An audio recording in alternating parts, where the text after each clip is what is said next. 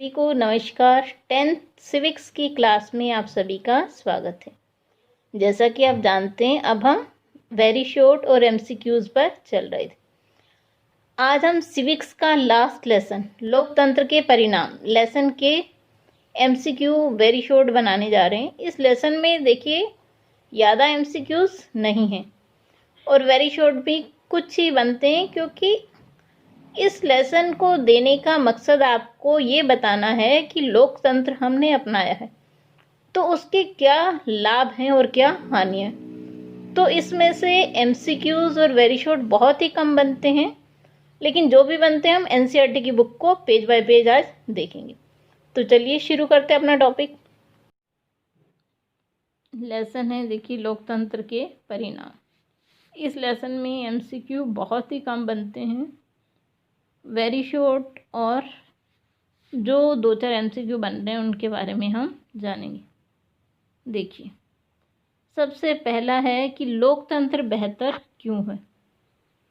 नागरिकों में समानता को बढ़ावा देता है, व्यक्ति की गरिमा को बढ़ाता है, फैसलों जो अच्छे से होते हैं टकरावों को टालता है और गलतियों को सुधारने की गुंजाइश इसमें होती। तो आपका ये पहला शॉर्ट भी हो सकता है और वेरी शॉर्ट भी बन सकता है इसमें से कि लोकतंत्र बेहतर क्यों है।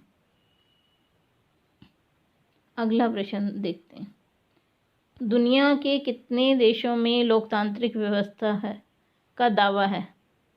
100 देशों में। ठीक है जी, ये आपका अगला प्रश्न है। चलिए, लोकतंत्र सरकार, ये आपका अगला वेरी शॉर्ट है।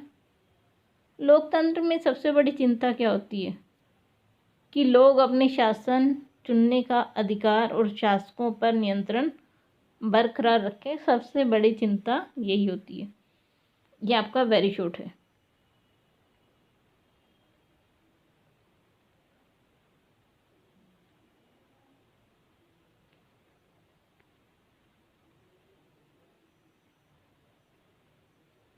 लोकतंत्र में क्या उम्मीद की जाती है? ये आपका अगला वेरी शॉर्ट है।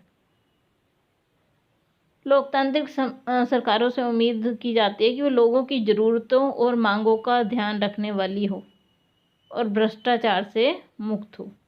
ये लोकतंत्र से उम्मीद की जाती है। चलिए आगे चल रहे हैं। 1950 और 2000 के बीच लोकतांत्रिक और तानाशाही के कामकाज की तुलना में किसका रिकॉर्ड बेहतर पाया गया? तो आपका आंसर है तानाशाही का रिकॉर्ड बेहतर पाया गया है। इससे आगे चलते हैं। देखिए, लोकतांत्रिक शासन के अंदर क्या भारी आर्थिक असमानता हो सकती है? तो आपका आंसर है हाँ। देखिए, दक्षिण अफ्रीका और ब्राज़ील में जो धनी व्यक्ति हैं उनके पास कितनी आय है? 60% आय पर उनका कब्जा है और जो नीचे के गरीब लोग हैं उनके पास 20%। देखिए 20 बाकी बच्चे 60।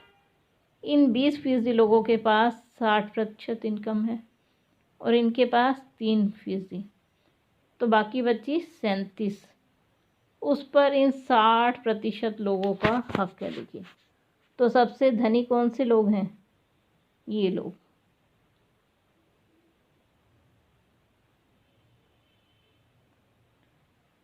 चलिए, लोकतांत्रिक व्यवस्था आर्थिक असमानता को बढ़ावा देती है? तो आपका आंसर है हाँ। देखिए, इसमें क्या होता है, इस तरह के प्रावधान हैं जो अमीर व्यक्ति हैं वो तो अमीर होते जाते हैं और जो गरीब हैं उनकी दशा में कोई सुधार ही नहीं आता। अगला प्रश्न है, क्या चुनाव में सभी व्यक्तियों के वोट का वजन बराबर होता है? तो आपका आंसर है हाँ। चाहे वो कोई पीएम हो या सीएम हो, सभी का वोट एक ही होता है, मतलब एक ही वैल्यू होती है उस वोट की। ये नहीं होता कि उनके वोट को 5 के बराबर माना जाएगा, वैल्यू एक ही है। मतदाताओं में किस वर्ग की संख्या अधिक है? तो आपका आंसर है गरीबों की संख्या काफ़ी बड़ी है।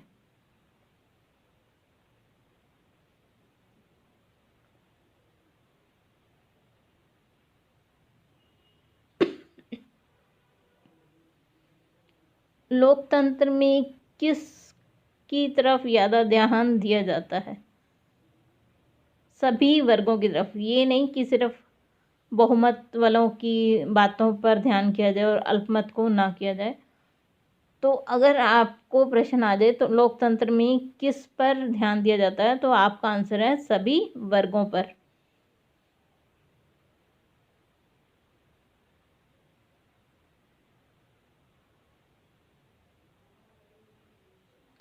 व्यक्ति की गरिमा के मामले में कौन सी व्यवस्था अच्छी है? तो आपका आंसर है लोकतांत्रिक।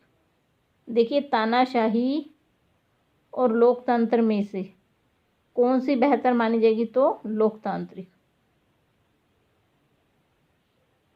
दुनिया के अधिकतर समाज कैसे हैं? पुरुष प्रधान, जहां पर कि सभी फैसले कौन लेते हैं? पुरुष।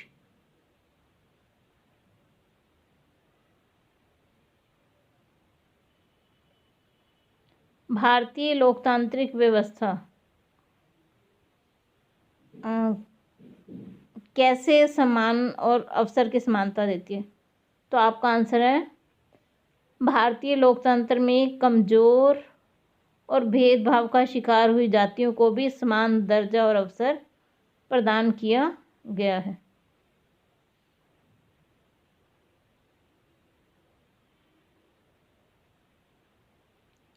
इसी के साथ ये लेसन ख़त्म होता है।